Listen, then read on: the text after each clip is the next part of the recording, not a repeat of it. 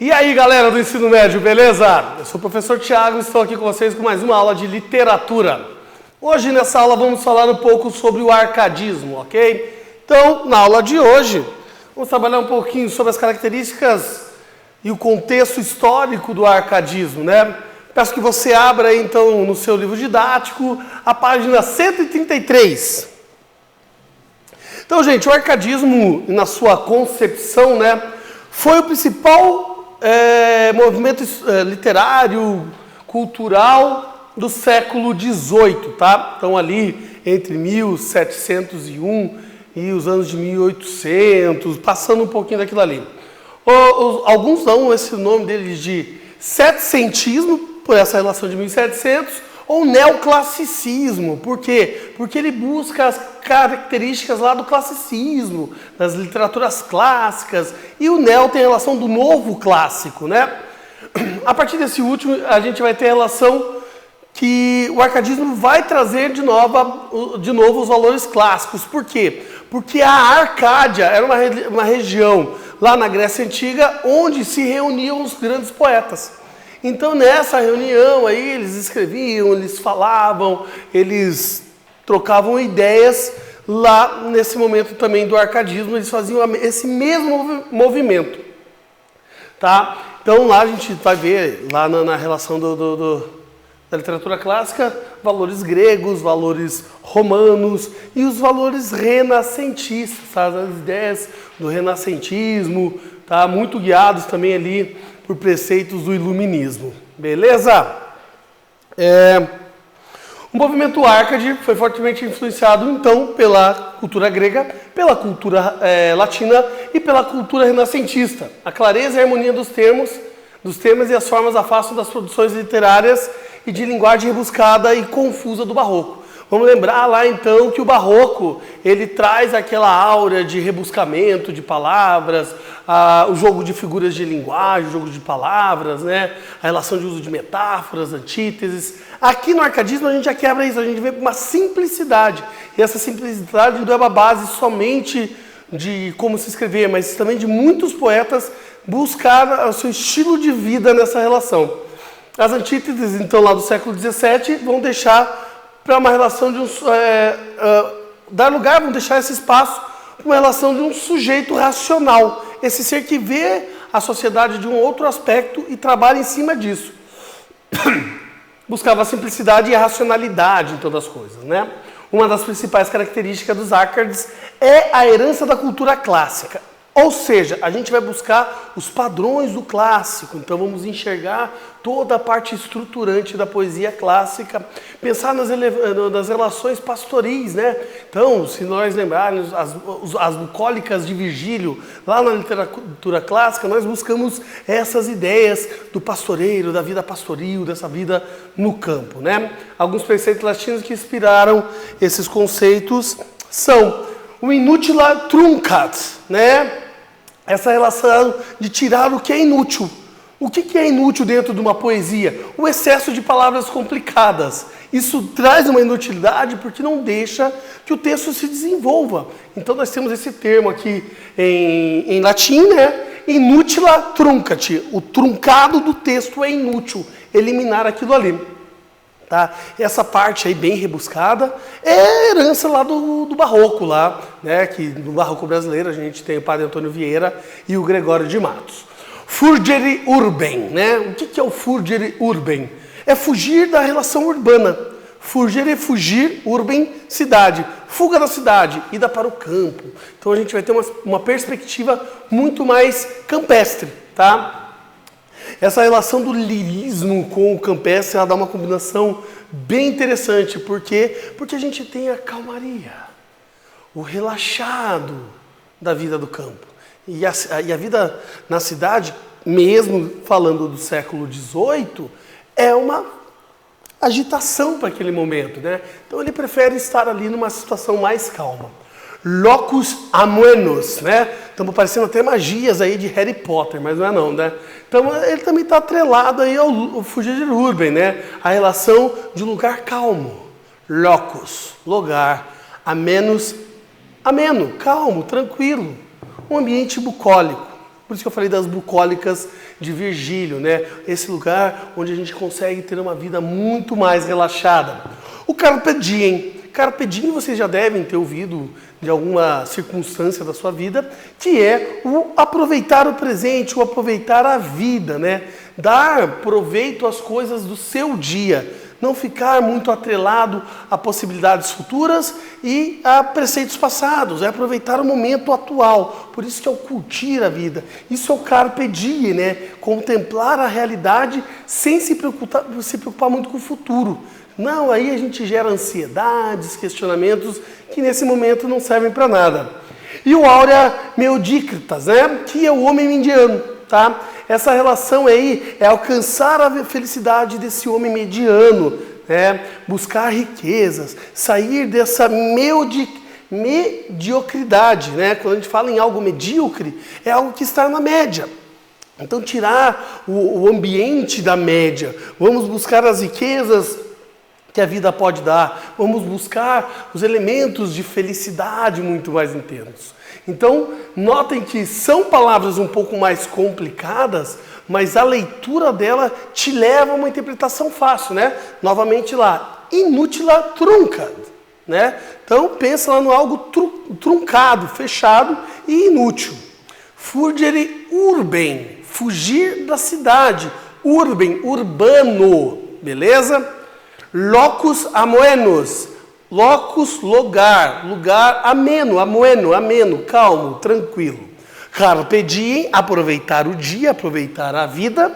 E aurea mediocritas, ou a relação de áurea, dessa concepção de vida medíocre. Então o barroco e o arcadismo são escolas ali em sequência, né? O barroco ele vai ali de 1600 até o início de 1700, e o arcadismo vem depois. E aí a gente começa com umas relações de contraposição. Por quê? Porque o barroco ele tem uma relação muito forte com a religiosidade. Ele dá uma ligação ali muito intensa. Por quê? Porque o barroco foi constituído na relação de contra-reforma, lá a reforma protestante de Martim Lutero.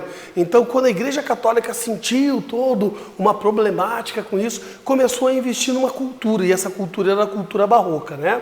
Então, dentro dessa dualidade principal que tinha lá em relação ao barroco, né? De carne e espírito, bem e mal, céu e terra, o Deus e o diabo, a gente tem a relação mais forte que é o teocentrismo e o antropocentrismo.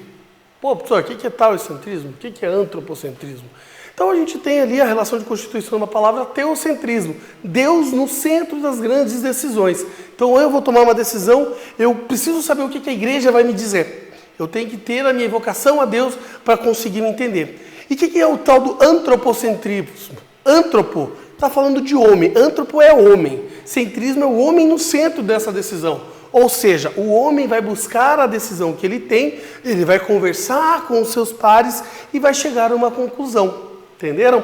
Então, nessas contradições da existência humana, o arcadismo procurou restabelecer o equilíbrio da luz.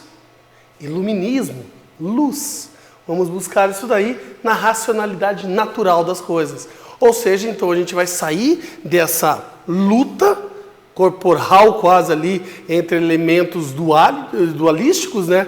Entre contrariedades, e passamos uma relação de estabilidade, buscando todas aquelas questões, principalmente o Carpe Diem, o Locus Amenus e a relação do Fugere Urbem. Se o barroco tinha como tema transversal temor pela fugacidade das coisas, a gente vai ver o arcadismo, ele abraçou o eterno devir, né? Já que tudo é instável e fugaz. Então a nossa vida tem instabilidades, segundo as teorias árcades. A gente não consegue manter uma linha do início ao fim. Então a gente vai ter oscilações enquanto isso, né? Deve-se viver cada momento com tranquilidade e leveza. Isso é um conceito muito forte lá do Carpe Diem. Por isso que a gente coloca essa característica muito intensa. Vamos viver cada momento tranquilamente, com leveza, aproveitar ele até o fim. Ligado à mística cristã, o barroco preocupou-se com o pecado, né? Inferno e salvação. Então a gente tem uma relação dentro do cristianismo de inferno e céu. Já o arcadismo trouxe as relações da antiguidade clássica, onde nós não tínhamos essa diferenciação. Nós não tínhamos Deus como céu e diabo como inferno. Nós tínhamos uma ligação estável ali de deuses, ninfas, musas, né? Era uma pluralidade. Então, aqui a gente sai já novamente de questões que seriam religiosas, assim, e vamos entender que deuses existem. Existem ainda as diferenças no uso da linguagem, né? Porque o barroco ele é muito hiperbólico, verborrágico, rebuscado, cheio de metáforas, de exageros, de rebuscamentos intensos, antíteses, já que o arcadismo ele propõe o inverso de tudo isso. Ele vem com o pé no freio. Vamos falar de coisas simples, vamos falar de coisas claras nos versos, passa a ser entendível. Então a gente consegue entender o texto sem a necessidade contínua de um dicionário do lado, porque é a característica do arcadismo isso, buscar uma relação menos pragmática, menos focada no poder das palavras rebuscadas. No contexto histórico, né, o que está acontecendo no mundo, gente? O que está acontecendo na Europa? O que está acontecendo aqui no Brasil nesse período? Então, o arcadismo, como eu falei, o principal movimento ali, ele é marcado lá pelo iluminismo e pelo avanço técnico e tecnológico que produziram com a industrialização. O que a gente começa a enxergar ali, lá na história? Alguém lembra? Eu acho que sim, eu acho que não, mas eu solto daqui. A gente está falando ali de uma relação da Revolução Industrial, lá dos primeiros movimentos da Revolução Industrial. Então, aquela relação de produção muito artesanal começa a ficar um pouquinho de lado e nós começamos com uma industrialização de produção, né? Minimamente, lá da primeira revolução mesmo, gente. E a gente tem os aspectos de êxodo, né? Então as pessoas estão começando a sair do campo e ir para a cidade. A gente tem isso acontecendo no movimento social. Por isso que lá o Fugger e Urban propõe o inverso. Porque se você está colocando muita gente na cidade, quem é da cidade começa a sentir uma movimentação diferente. Barulho aumenta, então a gente inverte. Os poetas necessitavam de uma tranquilidade. Começaram a ver que a cidade estava inchando, ele quer o inverso, ele quer voltar para lá. O período é fundamental para compreender o declínio do absolutismo e a ascensão da burguesia. Gente, então ali a gente sabe, né, a burguesia ela surge lá um pouquinho antes, aí, 200 anos antes, aí, na relação do fim do feudalismo, os burgos lá começam a se desenvolver na relação de comércio, a gente vai ter as relações mercantilistas, beleza, lá da história, e os burgueses aqui começam a ter mais e mais força. Então, essa força vai ser financeira que vai começar a o quê? A querer bancar a cultura. E isso vai ser interessante daí em diante. Será a grande burguesia que vai fazer o papel de transformação que a literatura vai ter. Principalmente já nos idos do final do século XVIII e início do XIX. Por quê? Porque com o financiamento financeiro, os autores começaram a ter uma lucratividade maior pelo seu trabalho. Sendo assim, eles podem se dedicar cada vez mais para o ato de escrever, mas isso ainda vai demorar um pouquinho para acontecer. Uma próxima aula a gente vai conversar sobre isso, vocês vão entender um pouco melhor. Os autores árcades dialogam em suas obras com questões fundamentais das épocas, tais como a relação entre homem e a riqueza. Gente, a relação do homem com a riqueza é algo muito interessante, por quê? Porque isso daí começou a surgir junto com a Revolução Protestante, que vinha com a ideia da possibilidade das pessoas terem ganhos, lucros com o seu trabalho. Então, a áurea medíocre é um conceito que discute isso. Por exemplo, a relação da gente não ter só aquela estabilidade básica, ser medíocre, ser mediano, poder pensar mais à frente. Ou como era viver na cidade, que eram os preceitos do Fugger e Urban e o Locus Amenus. Ou seja, viver na cidade era algo muito, mas muito intenso. Logo, eu não consigo vivenciar uma vida em paz. Então, esses preceitos começam a me gerar cada vez mais ideias para escrita. Lá em Portugal, que a essa época ainda era a nossa relação de corte, nós éramos subordinados a Portugal. Aqui como colônia nós tínhamos uma tendência a entender que Portugal enviava para nós cada vez mais informação, então a literatura vinha de Portugal, então a cultura era portuguesa. Então a gente sempre vai enxergar Portugal como uma base para entender a contextualização. Teve início lá em 1756 com a fundação da Arcádia Lusitana na capital Lisboa, né? Posterior ao movimento artístico do Barroco, o arcadismo português foi inspirado na Arcádia italiana, que foi em 1690. Olhem que a diferença aqui de 60 anos ela é intensa. A Arcádia italiana ela é diferente da Arcádia portuguesa, mas o que interessa para nós é a linha portuguesa. Vai lembrar que a Arcádia é uma academia literária. Entendam isso. A Arcádia é uma reunião de pessoas focadas em literatura. Efetivamente isso, tá? Então, eles estavam ali para criar uma literatura diferente da literatura que se tinha naquela época. Já no Brasil, aqui, né, o arcadismo vai ter como um dos fundadores, digamos assim, Cláudio Manuel da Costa, né? Ele desenvolveu principalmente essa literatura numa região aurífera. O que é a aurífera? A aurífera é a região de extração de ouro. Onde era a grande extração de ouro do Brasil naquela época? Minas Gerais. Então, Minas Gerais vai ser o nosso centro Arcade.